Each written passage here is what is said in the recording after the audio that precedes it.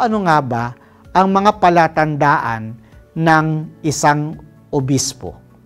Una, siya ay sinusuotan ng singsing dahil siya bilang kinatawan ng ating Panginoon ang siyang asawa ng simbahan. Si Jesus ang lalaking ikinasal at ang simbahan na bumukal sa kanyang bukas na tagiliran ay ang kanyang may bahay.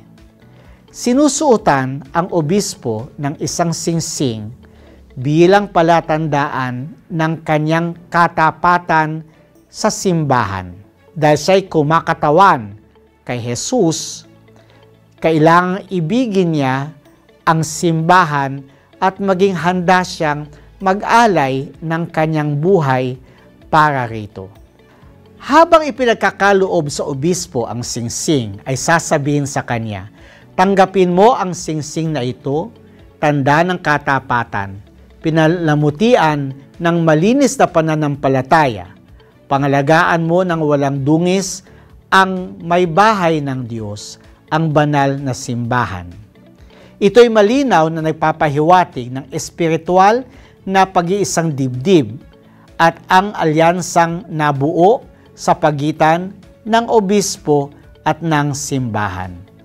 Ang obispo ay nagiging tagapag-ingat ng may bahay ni Kristo, ang simbahan.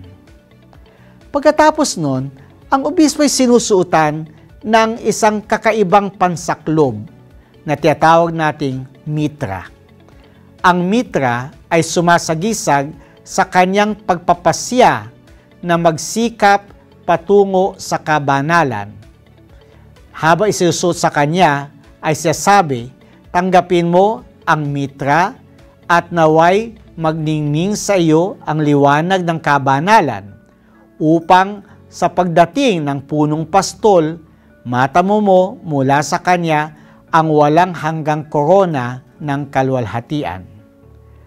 Ang mitra ay ang pantakip sa ulo ng mataas na pari at ito'y nagpapaalala sa obispo ng kanyang dangal at ng kanyang tungkulin bilang punong pari.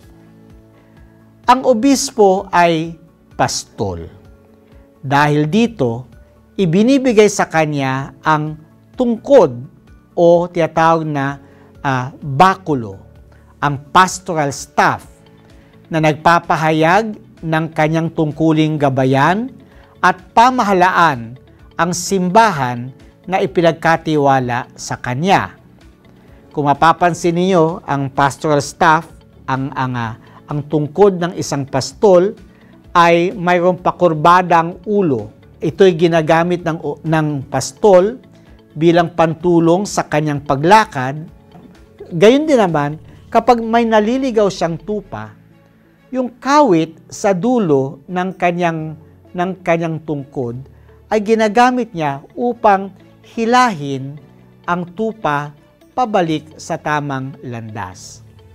Habang ibinibigay sa kanya ang baston, ay sasabi, tanggapin mo ang baston, tanggapin mo ang bakulo, tanda ng iyong tungkuling pastoral, at magbantay sa buong kawan kung saan inilagay ka ng Espiritu Santo bilang obispo upang pamahalaan ang simbahan ng Diyos.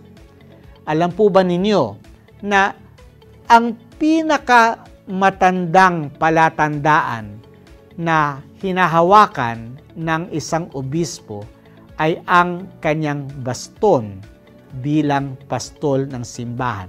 Sa lahat ng pagkakataon, ang pastoral staff ay nananatiling simbolo ng kapangyarihan at paglilingkod. Ang tungkod ng pastol na nagtutuwid sa kawan ng Diyos. Tatandaan natin, sa ating pananampalataya, ang kapangyarihan ay nasa paglilingkod. To serve is to reign. Ang sinumang nagnanais na maging dakila ay kailangang maging lingkod ng lahat.